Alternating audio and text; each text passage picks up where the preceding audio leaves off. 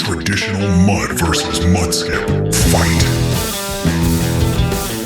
Drywall is an art form that can take years to master. On the money. Or does it? Because this product might make an amateur as good as a pro. Level 5 is the smoothest, most professional finish possible, but it takes forever and it makes a mess. Today we're testing if Muddskip can actually deliver the same level 5 finish in half the time with no sanding. Really? I'm going to be taping this side and using all my decades of experience in doing it the traditional way, and Matt's going to go tape over this side using the Muddskip and see if he can turn this amateur into a pro. I like to work with the machine mud, so it comes in a box. We're good to go. So this stuff is a powder. You just chuck it on in on the top, grab our bottle of water, and then we go ahead and mix it. All right, I'd say that's pretty good. Let's see if that $30 bag of powder can beat decades of experience.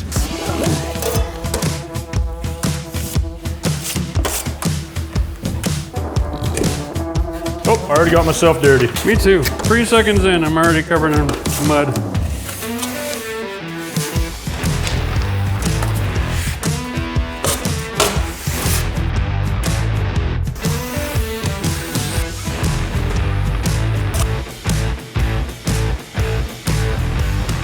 All right, I'm done my first day. Now I have to watch it dry. It's kind of ridiculous, eh? One thing I've noticed as a pro, traditional mud, the more you work it, the more lines you put on the wall. This mud, the more he works it, the less ridges and the less bumps he has. It's really kind of astounding. It's still blowing my mind, Matt. Which is really beneficial for someone like me that doesn't really know how to do this. Well, you're doing all right. You're only a few minutes behind me. That's all right. Thanks. No shame in that. Perfect. So we've been sitting for about 20 minutes waiting for this to stiffen up. Now check this out. It's not even making a dent. Now over here, this is the regular compound. And you can see that it's still wet. Oh, this is gonna really mess up my day, isn't it? All right. Which means, Matt, you're ready to go ahead and start skimming. Oh yeah. I'm just gonna apply my mud onto the wall. Now we come back with the 2-foot blade. So you can already see how smooth it's getting. And so what's important about this product is the more it dries, the more workability there is in it. I'm just gonna keep working with the blade, making it extra baby bottom smooth. So now I'm gonna come back with my 6-inch and just put more mud on the inside corner, feather it in with the main skim coat part, and we're gonna accomplish 2 things, a flat wall and a crispy corner. All right, there we go.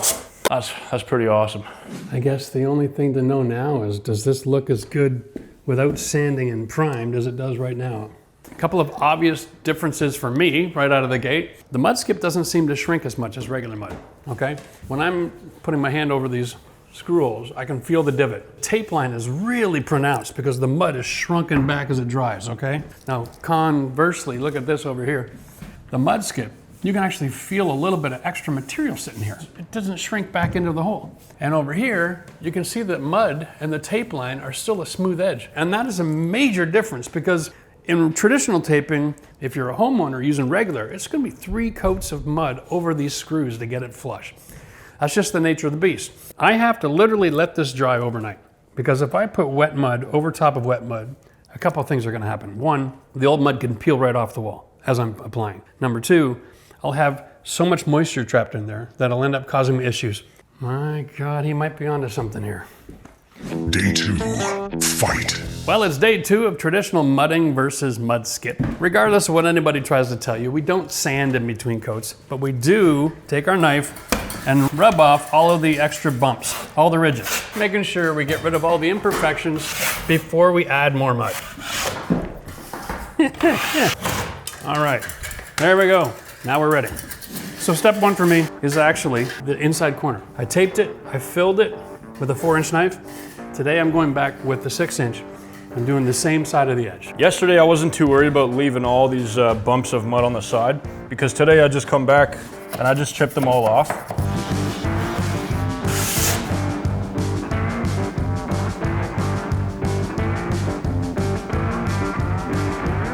My day's almost done here today.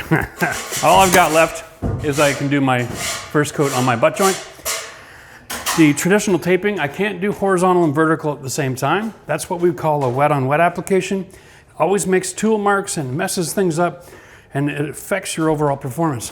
On the other side, he can go wet on wet all day long as much as he likes. That Muddskip claim changes the way that he actually does his work. So now I can still see the paper translucent, and I've got a ridge here and a ridge here. That establishes the depth of my mud for the next coat.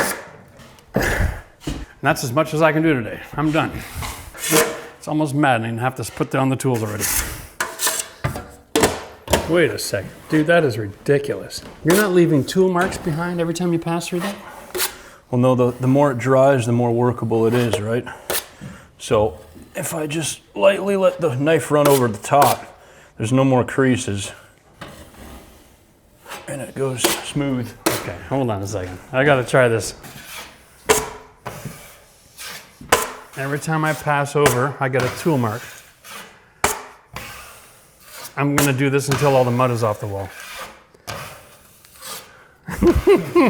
Okay, see, that's maddening. All right, now. Oh, wow, that feels so much different. It's like a granular texture almost, right? At this point, it does it. Like, it has a certain level of resistance to it, where you know you're not pushing the mud out of the way, and you can just flatten it into itself. Very fun, huh? Skim coat.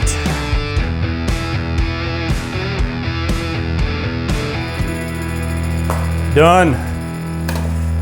You want to try some skimming? It's like teaching an old dog new tricks. I mean, this stuff is dummy proof, right? And you ain't no dummy. All right, this is fun to work with. For honest. Let's give this a try.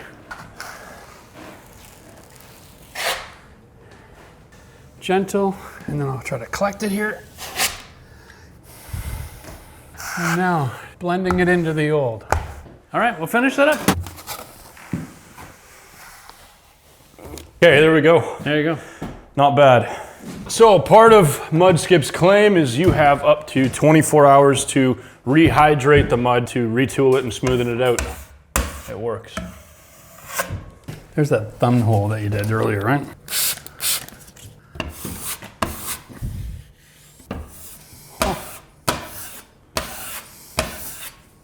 That is crazy ridiculous. Like it never happened. Day 3, fight.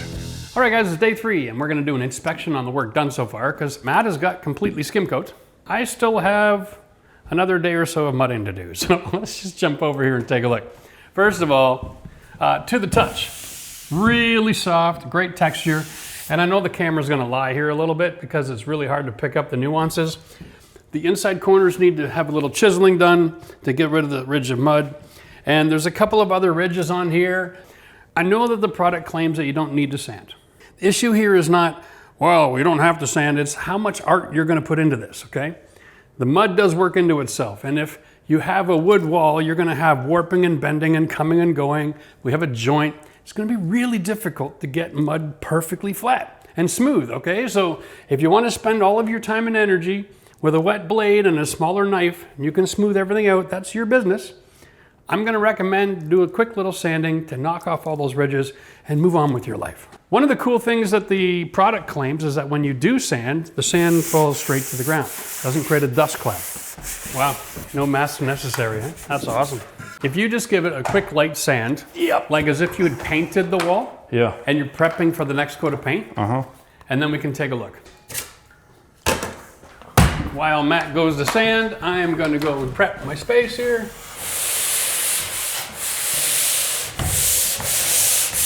Boom, that's gone. So that's what I'm gonna do to the whole wall here.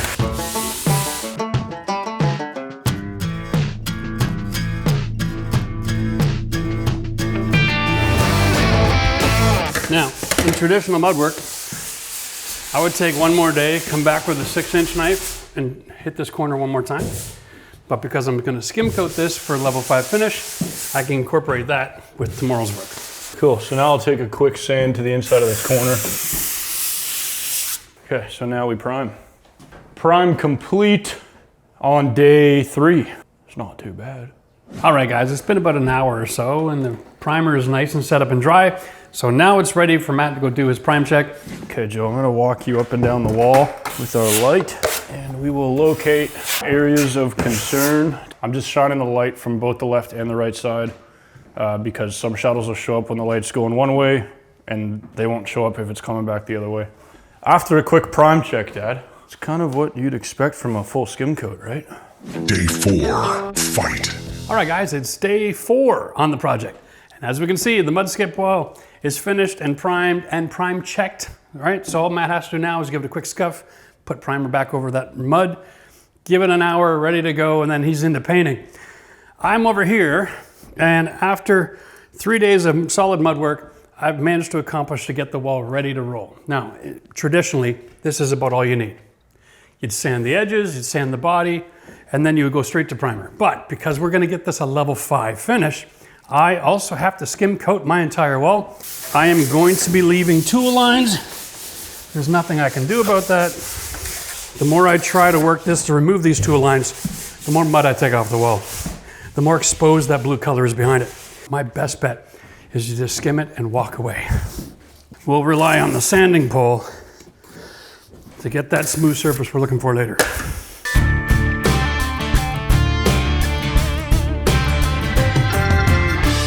Okay, there we go. I'm done for today. I gotta let this dry. What are you up to now? You got this all sanded and primed? I'm just picking paint colors. I love it. For me, I'm gonna try to catch up. And it does work pretty quick. If I put a fan on this, I might be able to dry before the end of the day, but I'm not gonna worry about it because there are some thick areas, and if I try to rush and I start sanding before it's dry, I make a mess. Then I gotta reapply another coat. Just find something else to do. However, this is gonna go really quick. Yeah, I'll be done by the end of the day today. Yeah, because you gotta understand, the first primer takes about an hour and a half or so before you can put tools to it. But in this scenario, it's already sealed the drywall because PVA drywall primer isn't just sitting on the surface, it's sealed the drywall and it reduces the amount of moisture transfer. So now this is all drying into the air. All right, priming done. So now we're gonna sand it down and then throw on our beautiful eggshell paint. Now we let it dry and then we sand it and then we paint it again. I'm finished and it's day 4.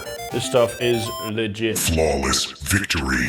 All right, guys, it's day 5 today, and I've got to come over here, chisel off all my ridges, and give this bad boy a sand so that I can prime it, and then later today I can get my prime check done. Here we go. One of the reasons I'm doing this, I'm trying to reduce the amount of time the sander's on the wall, because I need to leave the mud here to cover that blue. So if I just took the sander straight to this, while it's sanding down the ridge, it'd be sanding either left or the right side at the same time. And that would end up taking too much mud off the wall, which I'm trying to leave because I need the coverage. There we go. That should do that. Time for the big guns. Again, we're doing 180. Yeah, this is gonna get messy. This is one of the downsides of regular all-purpose mud. It's also tricky when you don't have hair to hold this thing on your head. All right, here we go.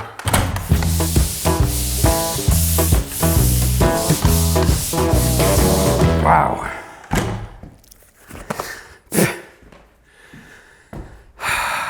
Yeah. As you can see, the dust from this particular product, it doesn't just fall to the ground. It goes all over the place. And this is gonna float around for quite a while. Okay, here we go. I think at this point right now, you might be watching this video going, hey, that's a pretty good looking wall there, Jeff. Truth is, I am not happy. When this paint dries and I start doing the prime check, you'll see what I'm talking about. It has been almost an hour and a half. Just taking a quick look at the wall. Looks pretty good from your perspective, right? Time to get real. I got a couple of little pits and scratches. That's typical. Little wrinkle here. That's the kind of stuff you're gonna see on a prime check, right? Nothing too excruciating. But my problem comes down here. And this is the kind of thing that I gotta deal with now. I got a lot of ridges, a lot of coming and going. And instead of trying to sand all that back, because the mud goes on pretty thick at the bottom, generally it's got a taper to it, the drywall. So I like to lay it on a little thicker anyway to get it straight. But in doing so, I've got a lot of things to repair here. So I'm gonna take a few minutes, knock all this off, And there's nothing so glaring here that I'm concerned I can't do it in one coat, which is good. It's what I expect. Basically gonna skim coat the entire wall again. Let's get her done. Now that's pressed on so thin that just a quick scuff with that sanding pole, she's gonna be good as new.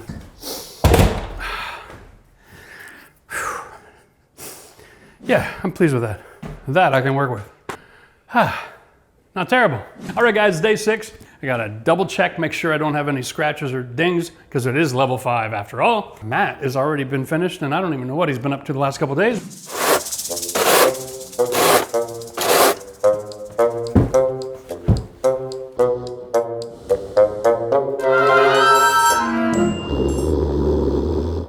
Here we go. Just a quick scuff in the inside corners. Back with my sanding disc. Still using the 180. Check for smooth. On the money.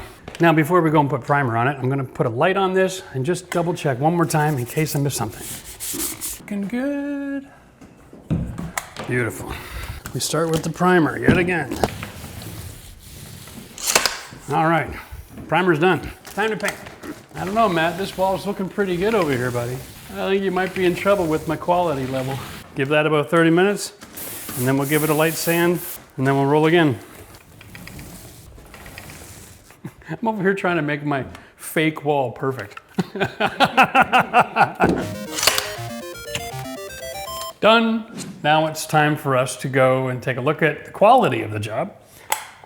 And you can't hide from the light. That is a true level 5. We don't have scratch marks from the sander. Look at that, that's nice and smooth. There is one scratch mark right here that I missed. Ah, nuts. Even when you're trying to be perfect, you're not gonna be perfect. Now, on Matt's side, let's take a look. Go right ahead. Wow, like that is crazy. You come at it every direction. Okay. You know what? I can't see any difference in the quality of that work versus my side. This wall underneath the spotlight is in much better shape than any wall in a brand new home that I've ever seen. All right, so let's check out the product claims. We'll go through this one at a time, everybody. Same day wet on wet coats. Yes. Works. You can just go and go and go. And that was a game changer for me, because when I do my coat, if I skim coat, I gotta let it dry. Because by the time I skin a wall, it starts to peel off if I go back over it. Where yours, you can do your patching, your joints, and then you can skim coat right away. That's right. And that makes it twice as fast. Achieve the desired finish up to a level 5 smooth in 1 day. Right there. It's a 1 day? If you are doing inside corners. Yeah. It's 1 day for a surface. The corner is the trick. Now, if you're a homeowner and you want to use the inside corner trowel, you could do a whole room in 1 day. But you're not gonna get the same quality of the professional finish as you are if you take the time to do one surface at a time, so that you can get a nice crisp edge. Minimizes the sanding. And your experience with the sanding was? Pretty good. I think it's really cool that you can just apply something and work it smooth, and then come back with minimal sanding, and then be able to prime in the same afternoon. Yeah, you didn't sand that much more than you did if you were doing a paint coat. That's right. And you know, honestly, that finish is just as good as mine. And I did a skim coat, I sanded, and I did another skim coat after I primed. I did a full second skim coat. We got the same finish quality. That's pretty impressive. You can use it for seams, for taping, and for finish coat. There you go. All right, just so you know, guys, this video is not sponsored by Muddskip. If you know me, I don't like new things. I like to let other people experiment and then wait until they're proven in the market. But honestly, I had to try this product out, and in my opinion, it is amazing. This is gonna make your life a whole lot easier because it removes the art from the drywall work. And even if you are a rookie, you can get a professional result. And guys, if you know of any other products that are game changers for homeowners, let us know. We'll be happy to check them out.